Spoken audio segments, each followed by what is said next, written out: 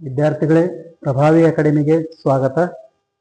ಇವತ್ತು ನಾವು 9ನೇ ತರಗತಿಯ ಗಣಿತದಲ್ಲಿ ಅಭ್ಯಾಸ 9.2 ಇದರಲ್ಲಿ 1ನೇ ಲೆಕ್ಕವನ್ನು ನೋಡೋಣ. 5 ಸೆಂಟಿಮೀಟರ್ ಮತ್ತು 3 ಸೆಂಟಿಮೀಟರ್ ತ್ರಿಜ್ಯಗಳಿರುವ ಎರಡು ವೃತ್ತಗಳು ಪರಸ್ಪರ ಎರಡು ಬಿಂದುಗಳಲ್ಲಿ ಕತ್ತರಿಸುತ್ತವೆ. ಅವುಗಳ ಕೇಂದ್ರಗಳ ನಡುವಿನ ದೂರ 4 ಸೆಂಟಿಮೀಟರ್ ಆದರೆ ಅವುಗಳ ಸಾಮಾನ್ಯ ಜ್ಯಾದ ಉದ್ದ ಕಂಡುಹಿಡಿಯಿರಿ ಅಂತೇಳಿ ಕೊಟ್ಟ. ಇಲ್ಲಿ ಸಾಮಾನ್ಯ ಜಾದ ಉದ್ದ ಕೇಳ್ಯಾರ. 9.2ರಲ್ಲಿ ಒಂದೇ ಲೆಕ್ಕ. ಇಲ್ಲಿ ಸಾಮಾನ್ಯ ಜಾದ ಉದ್ದ, ಇಲ್ಲಿ ವೃತ್ತ 1 ವೃತ್ತ 2 ಅಂತ ತಗೋತೀವಿ. ಇದು 5 ಸೆಂಟಿಮೀಟರ್ ತ್ರಿಜ್ಯ, ಇದು 3 ಸೆಂಟಿಮೀಟರ್ ತ್ರಿಜ್ಯ ಮತ್ತು ಇವುಗಳ ನಡುವಿನ ಕೇಂದ್ರಗಳ ನಡುವಿನ ದೂರ 4 ಸೆಂಟಿಮೀಟರ್. ಈಗ ಇಲ್ಲಿ ದತ್ತ C1 ಅಂದ್ರೆ ಎರಡು ವೃತ್ತಗಳು C1 ಮತ್ತು C2 ಅಂತ ನಾನು ತಗೋತೀನಿ. ಇಲ್ಲಿ 1ನೇ ವೃತ್ತದ ತ್ರಿಜ್ಯ 5 ಸೆಂಟಿಮೀಟರ್, 2ನೇ ವೃತ್ತದ ತ್ರಿಜ್ಯ 3 ಸೆಂಟಿಮೀಟರ್ ಮತ್ತು ಈ ವೃತ್ತಗಳ ಕೇಂದ್ರದಿಂದ ದೂರ ಎಷ್ಟು ಅಂತಂದ್ರೆ 4 ಸೆಂಟಿಮೀಟರ್ ಅಂತ ಕೊಟ್ಟ. ಈಗ ಏನು ಕೇಳ್ಯಾರ ಅಂತಂದ್ರೆ ಈ ಸಾಮಾನ್ಯ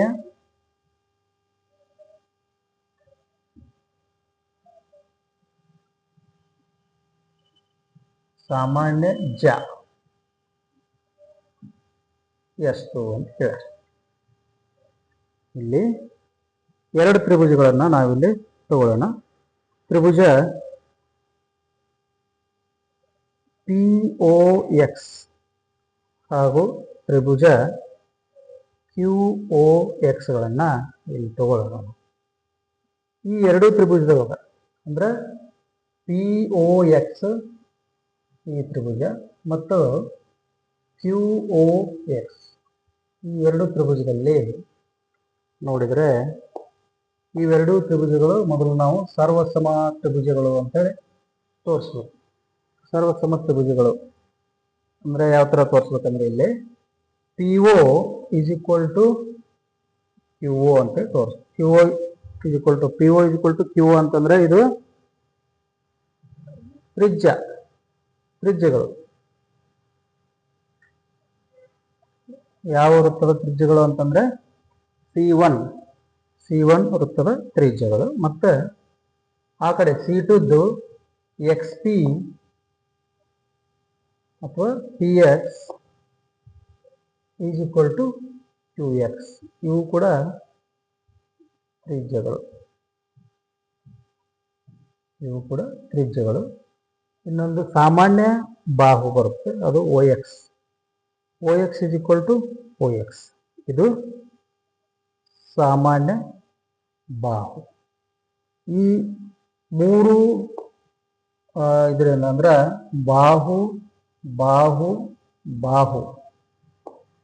ಈ ಒಂದು ಕ್ರೈಟೇರಿಯಾದಿಂದ ಈ ತ್ರಿಭುಜಗಳು ಅಂದ್ರೆ POX ಹಾಗೂ QOX ಗಳು ಸರ್ವಸಮ ತ್ರಿಭುಜಗಳು. ಮತ್ತಿಲ್ಲಿ ನಾವು ಇನ್ನೊಂದು ನೋಡ್ಬೋದು, ಕೋನ POX is equal to ಕೋನ QOX ಆಗ್ತದೆ. ಯಾಕಂತಂದ್ರೆ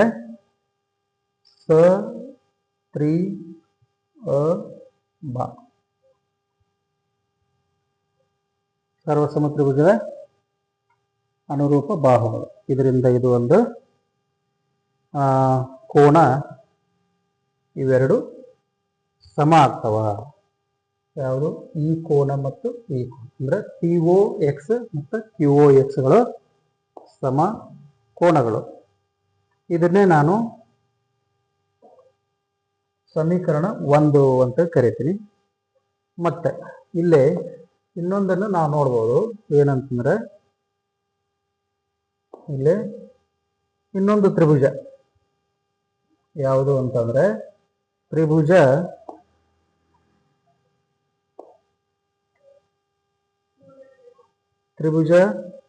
ಪಿ ಒ ಆರ್ ಅಂದ್ರೆ ಈ ತ್ರಿಭುಜ ಪಿ ಒ ಆರ್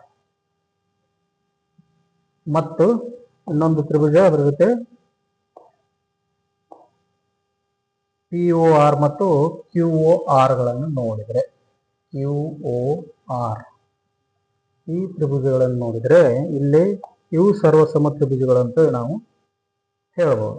ಹೆಂಗಂತಂದ್ರೆ POR ಮತ್ತು ತ್ರಿಭುಜ QORಗಳು ಇದರಲ್ಲಿ OP is equal to OQ ಅಂತ ಹೇಳ್ಬೋದು. OP ಅಂದ್ರೆ OP ಯಾವುದಾದ್ರು ಇದು OP is equal to OP ಈಗ ನಾವು ಪ್ರೂವ್ ಮಾಡಿದ್ದೀವಲ್ಲ ಅದೇ. ಆಮೇಲೆ ಕೋನ POR ಈಸ್ ಈಕ್ವಲ್ ಟು ಕೋನ QOR ಅಂತ ಹೇಳ್ಬೋದು. ಯಾಕಂದ್ರೆ ಈಗಾಗಲೇ ನಾವು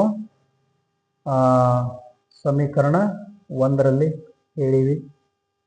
ಇನ್ನ OR is equal to OR ಅಂತ ಹೇಳ್ಬೋದು. ಯಾಕಂದ್ರೆ ಸಾಮಾನ್ಯ ಬಾಹು ಅದು. OR ಸಾಮಾನ್ಯ ಬಾಹು, ಇದು ಸಾಮಾನ್ಯ ಬಾಹು. ಈ ಮೂರು ಕ್ರೈಟೀರಿಯಾದಿಂದ ಅಂದ್ರೆ ಬಾ ಕೋ ಬಾ ದಿಂದ ತ್ರಿಭುಜ POR ತ್ರಿಭುಜ QOR ಗೆ ಸರ್ವಸಮ ಅಂತ ಹೇಳ್ಬೋದು. ಇದರಿಂದ ನಾವು ಇಲ್ಲಿ ಇನ್ನೊಂದೇನು ಹೇಳ್ಬೋದು ಅಂತಂದ್ರೆ ಕೋನ PRO ಈಸ್ ಈಕ್ವಲ್ ಟು ಕೋನ QRO ಅಂತ ಹೇಳ್ಬೋದು. ಯಾಕಂದ್ರೆ ಇಲ್ಲಿ ಕೂಡ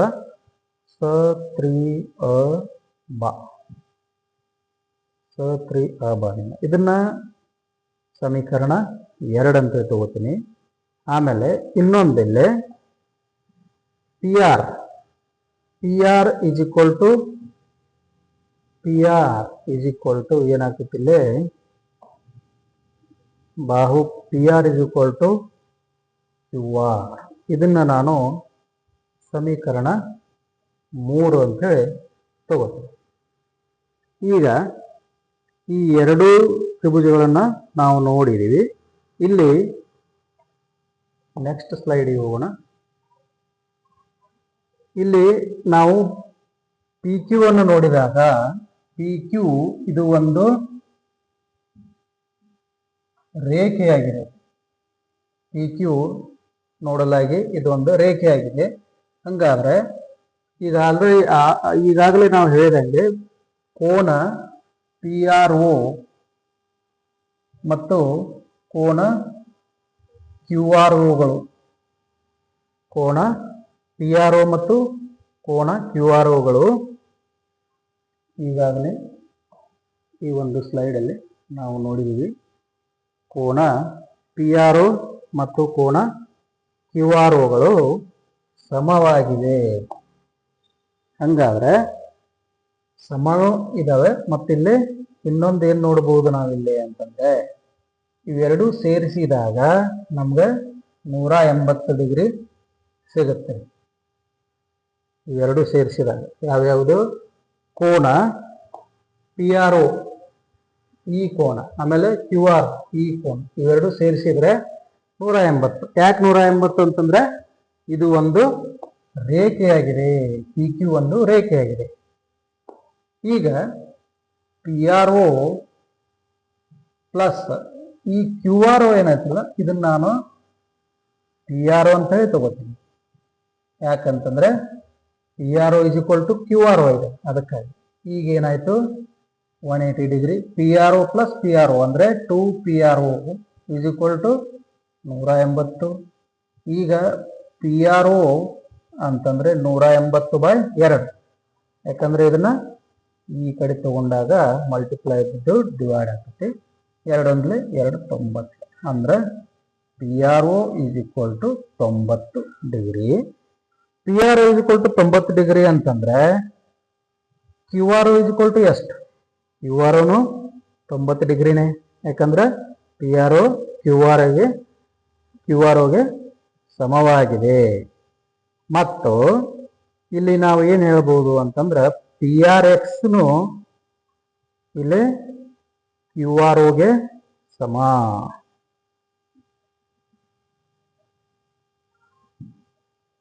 ಎರಡೂ ಸಮವಾಗಿವೆ. ಯಾವುದು? P R X Q R ಒಗೆ ಸಮ. ಎರಡು ವರ್ಟಿಕಲಿ ಅಪೋಸಿಟ್ ಆಂಗಲ್ಸ್ ಆಗ್ತವೆ.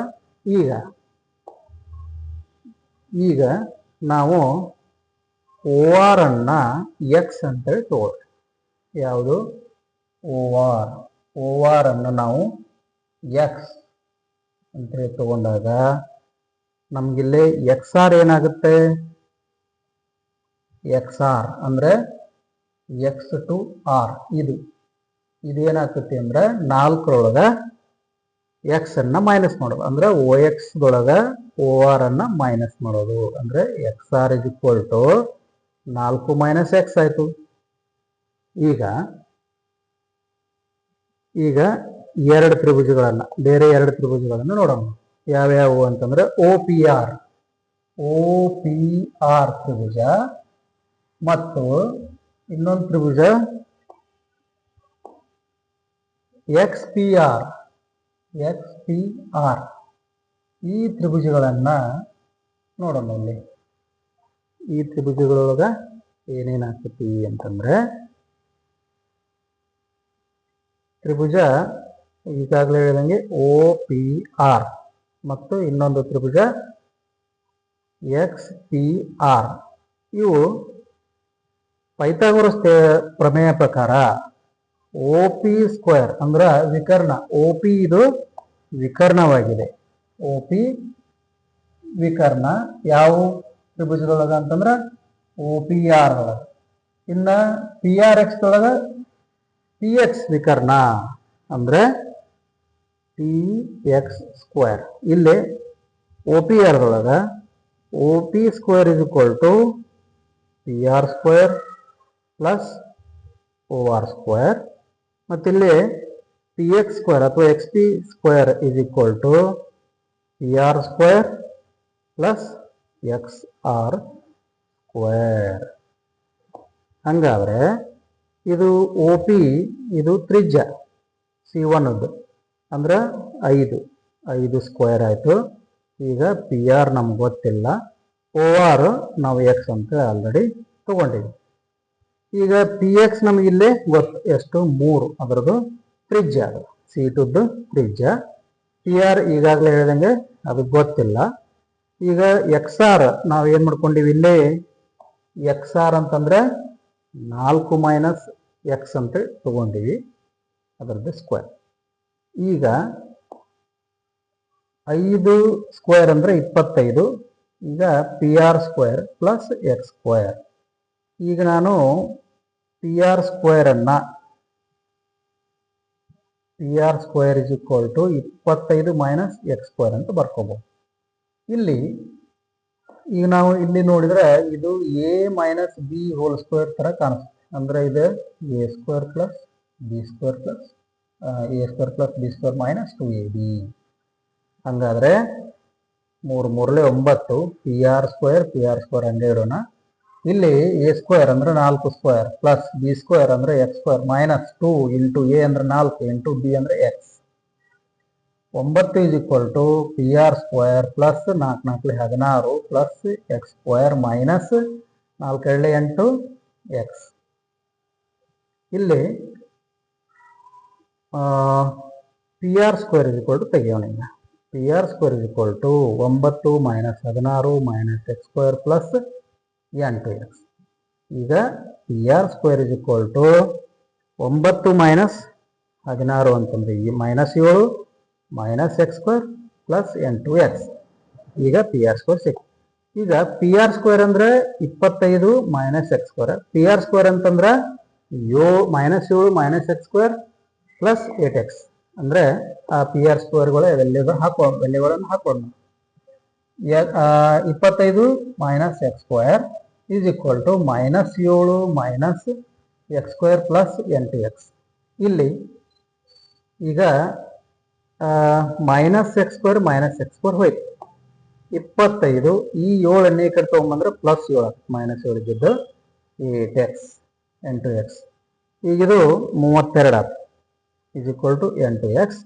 x is equal to 32/8. 8 ಅಂದರೆ 8 4 32 ಅಂದರೆ x ಈಸ್ ಈಕ್ವಲ್ ಟು 4 ಆಯ್ತು. ಈಗಾಗಲೇ ನಾವು ನೋಡಿವಿ ಏನು, x ಇಲ್ಲಿ PR² ಇಸ್ ಈಕ್ವಲ್ ಟು ಅಂತ. ಇದನ್ನ ಈಕ್ವೇಶನ್ ನಂಬರ್ ನಾನು 4 ಅಂತ ತಗೋತೀನಿ. ಏನು ಈಕ್ವೇಶನ್ ಅಂದ್ರೆ ಸಮೀಕರಣ 4 ಅಂತ ತಗೊಂಡ್ರೆ, ಈಗ x ಇಸ್ ಈಕ್ವಲ್ ಟು 4 ಅನ್ನು ಸಮೀಕರಣ 4ರಲ್ಲಿ ಹಾಕಿದಾಗ ಏನಾಗ್ತೈತಿ, PR² is equal to 25 minus x ಇದ್ದಲ್ಲಿ ಅಂದ್ರೆ ಇಲ್ಲಿ ಏನು ತಗೋತೀವಿ ನಾವು 4 ಅಂದ್ರೆ ಅದರ square. PR² is equal to 25 minus 4 4 16 ಅಂದ್ರೆ PR² ಇಸ್ ಈಕ್ವಲ್ ಟು 25ರಾಗ 16 ಹೋದ್ರೆ 9. ಈಗ PR ಇಸ್ ಈಕ್ವಲ್ ಟು √9 ಅಂತಂದ್ರೆ 3. ಈಗ PR ಇದು ಒಂದು ಪಾರ್ಟ್ PQದ್ದು ಅಂದ್ರೆ PQ ಇಸ್ ಈಕ್ವಲ್ ಟು, ಈಗ ಇಲ್ಲಿ ನೋಡಿದ್ರೆ PQದ್ದು ಪಾರ್ಟ್ಸ್ ಯಾವ್ಯಾವು, PR ಮತ್ತು QR. PR ಮತ್ತು QR ಕೂಡಿ PQ ಮಾಡ್ಯಾವ. ಅದಕ್ಕಾಗಿ ಇಲ್ಲೇ PR ಪ್ಲಸ್ QR. ಈಗ PR ಎಷ್ಟಿತ್ತು ಅಷ್ಟೇ QR ಅಂತೇಳಿ ಆಲ್ರೆಡಿ ನಾವು ಹೇಳ್ಕೊಂಡಿದ್ದೀವಿ. PR ಅಂದ್ರೆ 3, QR ಅಂದ್ರೂ 3 ಅಂದ್ರೆ PQ ಸಾಮಾನ್ಯ ಜಾ 6 ಮೀಟರ್. 6 ಮೀಟರ್ ಇಲ್ಲ ಸೆಂಟಿಮೀಟರ್ ಒಳಗತ್ತಂದ್ರೆ 6 ಸೆಂಟಿಮೀಟರ್. ಇದು ಸಾಮಾನ್ಯ ಜಾದ ಉದ್ದ. ಇದು ಉತ್ತರ.